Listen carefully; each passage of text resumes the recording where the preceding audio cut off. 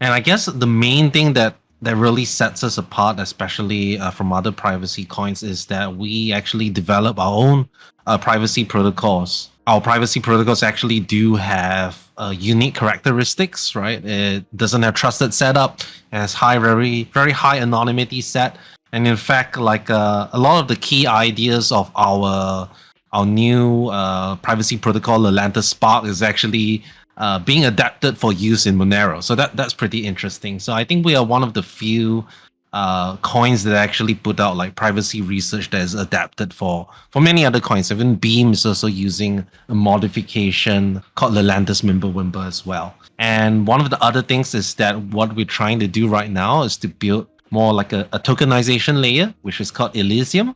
And that's actually on testnet right now. And what that means is that other people can build tokens on our platform, but enjoy all the privacy features that Firo has. So we're really excited about that.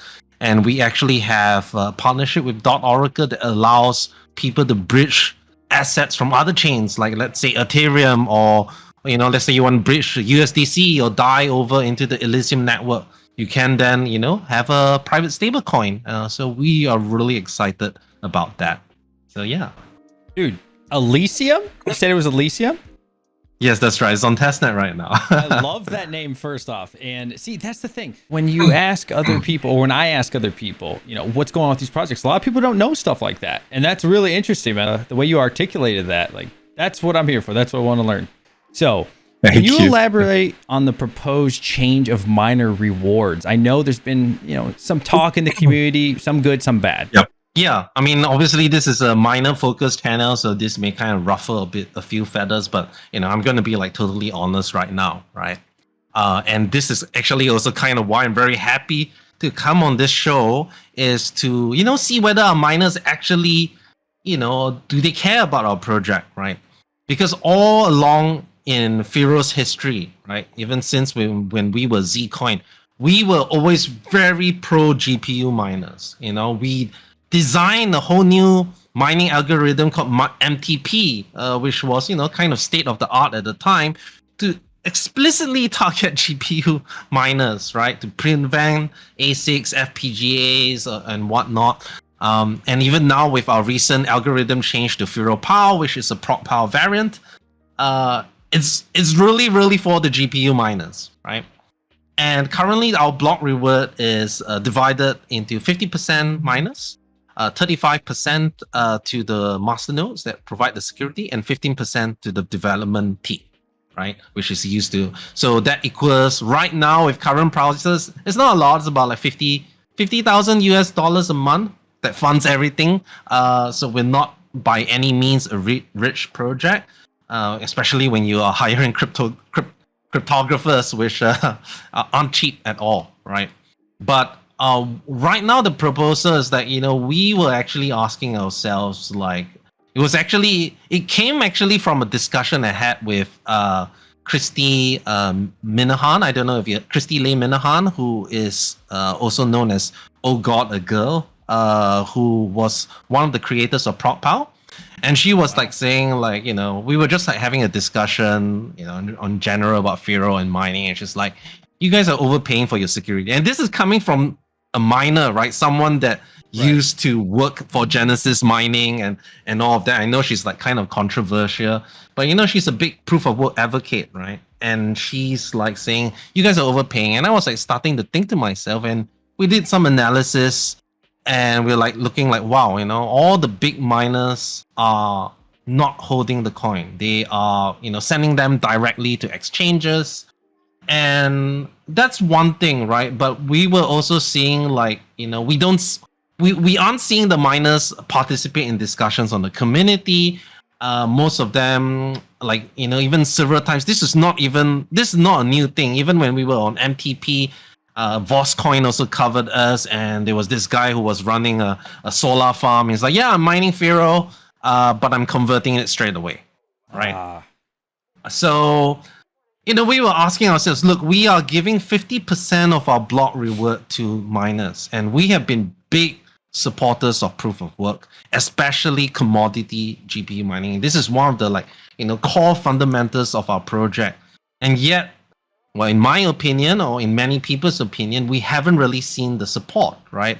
And several things came of like, well, what's the evidence that they're not supporting you? Maybe they're all like, just in hiding and stuff. Well, first of all, because the constant sell pressure, right? The constant we seeing on chain, they're not even bothering to use our privacy features. They just go straight into the exchange, right? So we are also, another thing is that, despite many times telling people, please, distribute your hash rate away from 2 miners, even though we aren't reliant on proof of work, it is still good to have hash rate distributed, just for general health. And, it's good, right? And we saw that in Monero where, they were like, at Thread, there was one pool that was approaching 51%, and the miners and the community actually reacted and shifted, right?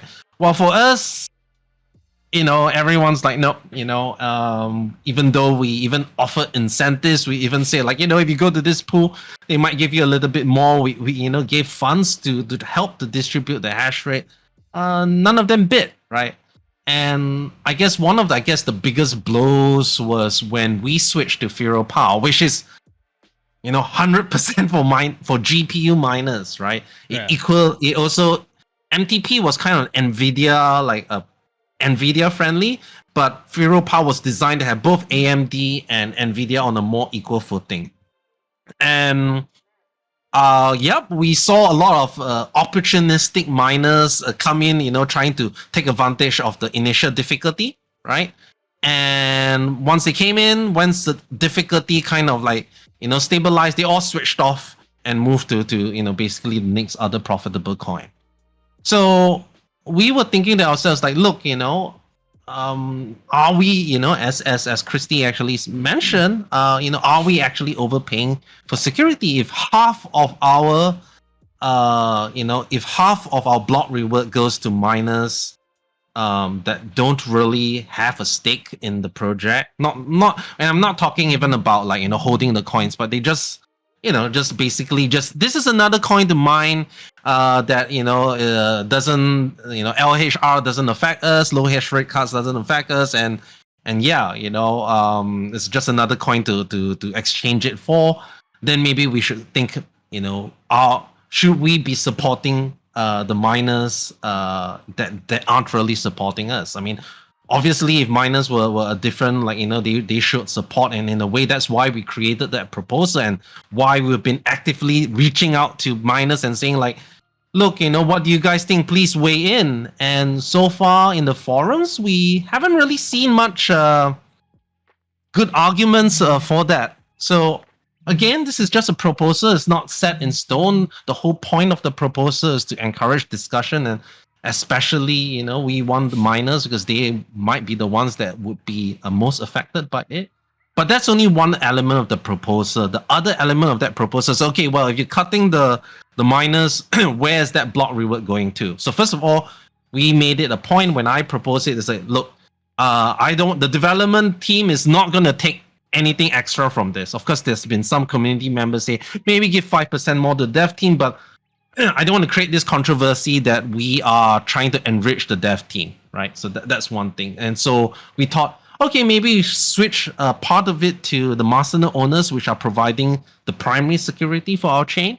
And secondly, to create this separate community fund whereby people can use that fund to do things for Firo. Like, you want to be a community manager, you want to get us on exchanges, you want to, anyone can come up with a proposal and they can get funded from that particular fund. So instead of having it dumped by miners, this separate fund get created from this block reward would be used to, furthering to grow the project. So that's the idea. Obviously, may be unpopular with miners, but it's a discussion that we have to have. And yeah, I guess I would appreciate your thoughts on that as well. I think what you just said is really why I was like, man, I want to talk to this guy, because I feel that you're sincere, right? And when you're saying that, and I can't imagine how frustrating that must be, because you're trying to make it ASIC resistant, right? And you're trying to stay proof of work for us, and you're trying to do so many things for us, and the only thing people are thinking is, let me get my money right now, right? And They're not worried about helping out the community, building it together. And I included, I feel guilty on that. And sorry about that. But I have a question as well. So when people just sell it, right? What are the negative effects? So they mine it, they sell it that day. What's the negative effect to Firo? I mean, it's just sell pressure, right? And obviously, the main thing that we were, I mean, I have seen other kind of like pseudo proof of work projects succeed. Of course, maybe I guess Flux may be an outlier, but they also had this massive change in their tokenomics that increased their maximum supply by more than double. But like for example, like Pirate, right? They had all their token emission in the first 2 years of their life, almost like more than 90% of it, and it was mined by ASICs, right? And now there isn't really sell pressure for us because 50%, and because we follow a Bitcoin halving schedule, right? And Bitcoin halving schedule is very inflationary in the first 2 or 3 halvings, right? So when we are now in we had just had our first halving, so now we're in that second period, right? Inflation is still relatively high, right? And we're giving this inflation to miners. Now, I felt that, I think Bitcoin we cannot compare the success of Bitcoin or Ethereum with now, right? Because the crypto space has really changed completely, right? Like back then, how could you get Bitcoin? There wasn't really, marketplaces. The user base numbers were very low, right? So proof of work really makes sense, right? Especially in countries where they may not have exchanges and stuff like that. Mining was a way to build your community and get it to anywhere in the world, right? As long as you have computing power to do that, right? But now, it's like, look, we've already emitted a good portion of our supply, maybe like in 12, 13 million out of 21 million. We've been doing for 6 years, right? It's not as if we are trying to cut out miners like from the get-go, right? And like the route of many masternode coins is that most other masternode coins have masternode voting, right? And we intentionally said no to that because we didn't want masternode owners to be dictating, to be the sole people that decide the future of Firo, because we felt that, look, masternode owners tend to kind of lead to the rich get richer. These people, there was actually like a really huge whale that controlled maybe about 10% of the supply, right? And he wanted to push several proposals that would benefit just masternode holders. And we have seen in other coins, like for example Dash, right? If your governance is based on masternodes, right? If you say, should we cut the miners and give more to masternodes? Obviously, the masternode holders will vote obviously, right? But we didn't want to do that. We wanted it to be more fair, and that's why we have open forum discussions. We are trying to think of a way to do this, a better way to do DAO voting that is not just about the masternodes. We wanted to make sure that new people can come in and they still have a say regardless of their coin holdings. Because honestly, some people think that, the more coin I have means that I am invested in the coin and therefore I will have the best interest of the coin at heart.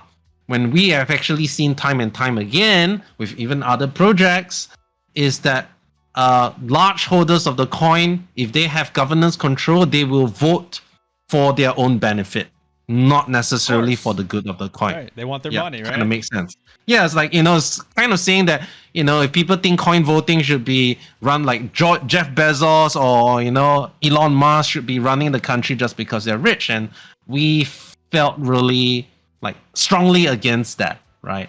So yeah, as I said, it's just kind of disappointing that the miners have not responded to our calls. Hey, distribute the hash rate. Hey, we want to hear from you guys. And a lot of the negative comments, they're like on the YouTube channel, right? And we're like, please, we want to have all the discussions in the forum so that people can can discuss, and we made it easy. You can sign in with your Google account, your Discord account, or whatever, right? Or even if you want your privacy, just sign up with an email, right? But only a handful have actually bothered to voice up, which really kind of like reinforces my point that, you know, our Firo miners actually community members, right? Because if you just mine and dump it,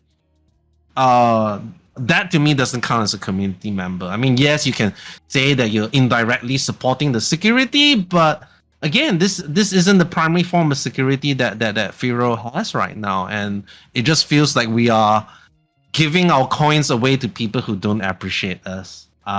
Again, I may be wrong. I would like to be proved wrong, because over the years, you know, I have defended GPU mining. If you look in my past videos on my GPU mining, even a very recent video just months ago, you know, I was explaining why we picked Firo Pow. And yeah, I felt that it was just kind of sad that this is kind of happening.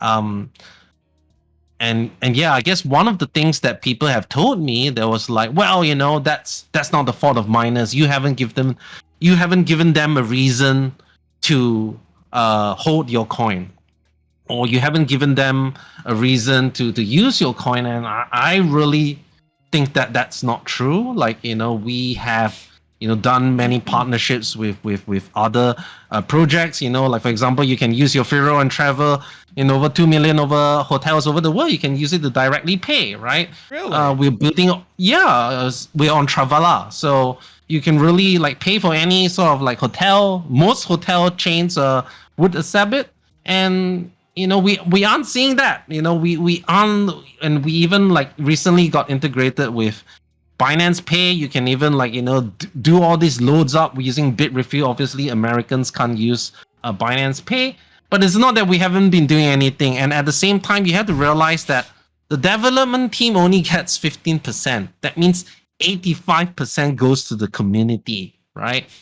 And we aren't like, you know, let's say a centrally allocated coin where they say 15 to 20% dev team, but they have, you know, 20% ecosystem fund, 20% other like exchange fund, right? And that's still under the control of the team. We just have the 15%, and we don't even get it up front. We get it in trickles, right? That means when we want to do things, we don't have this huge amount of money. So at the end of the day, Firo is a community project. I mean, anyone can tell that our budget is, you know, none of us are getting rich out of it. You know, we're doing it for the passion and for the belief on what we're doing. And we're putting out like groundbreaking privacy cryptographic research. So two things that we've been actually did, we did and funded research on MTP, which was like, you know, ASIC resistant mining algorithm.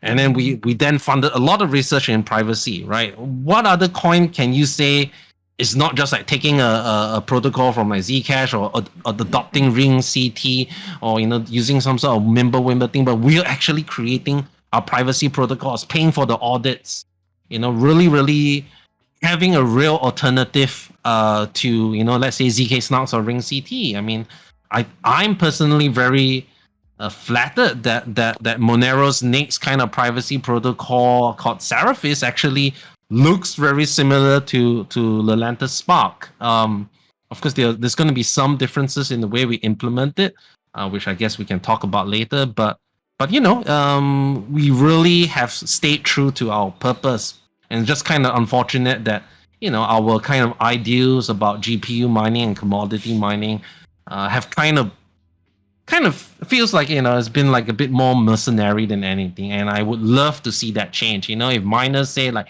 no, we support the project, we love what you do, you know, we will continue, we will support you guys. And that doesn't mean not selling, but just like contributing to the community, talking in the forums, you know, building tools about it. We would love that, right? Or even just shifting hash rate away from 2 miners. I love 2 miners, but, you know, just show us that you care about the coin more than just another thing to mine. So yeah, kind of ranted a lot about that. Man, that was a good. You're hitting me right here, man. Like, and I am very guilty of getting so blinded by the money and only thinking about the money. I know there's a lot of people out there that are like that as well, man. And it's hard to not think about the money. But when you say it like that, man, like, I do feel guilty, and I feel like, man, there's more I could do, and I actually want to help you. You know, like for the record, chat. Like Ruben did not approach me. I wanted to do this because I heard what he was saying on his stream, and I was like, man, this guy really cares. Yeah, I could feel it, the sincerity, man, and it means a lot to me. Upcoming plans. What would you say the short-term and long-term upcoming plans are for Firo? Well, super short-term, I mean, we're probably a few days from the next release. It's just a massive optimization update. Like, you know, I think it brings down re-index time to like in an hour or so. But that's just kind of like the boring stuff, right? I mean, the real short-term goal are two things. First of all, Elysium testnet is already up. We hope to launch in the next 1 or 2 months. We just have like a few more bugs to kind of crush, and then we'll be launching this new tokenization layer. And really excited to see private stablecoins using our technology. That's the first one. The second one is that, you know, as I mentioned, the Lantern Spark, which I guess we can talk a bit more later.